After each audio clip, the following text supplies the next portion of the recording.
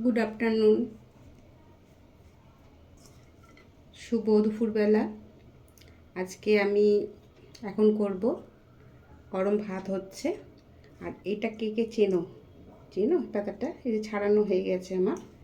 এটা হচ্ছে কেউ ডিমের শাক বলে, কেউ গিমের শাক বলে, যে যেটার ইচ্ছা বলতেই পারে, এক এক দেশের এক এক রকম নাম। আজকে এর করব বড়া। অনেকে অনেক রকমভাবে খাও, কে কীভাবে ডিমের শাকটাকে খাও একটু জানিও। এখানে আমি দিচ্ছি প্রথমে বেসন,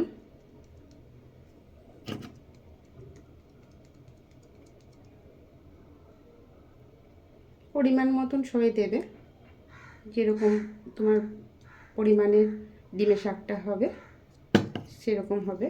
আর দিচ্ছি একটু চালের গুঁড়ো। চালের গুঁড়ো দিলে না খুব মচমচে হয়, বুঝলে, ওই জন্য চালের গুঁড়োটা দিচ্ছি।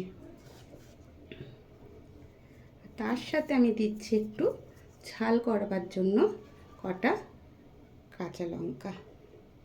আমি একটুখানি ঝাল খেতে ভালোবাসি, তাই একটু দিলাম কাঁচা লঙ্কা। আর দেব হচ্ছে, এটা না হলেই একদম চলবে না, সবটাই আলু নিই, সে হচ্ছে নুন। এই যে পরিমাণ মতন দিলাম নুন। এবার এটাকে ভালো করে মেখে নেব।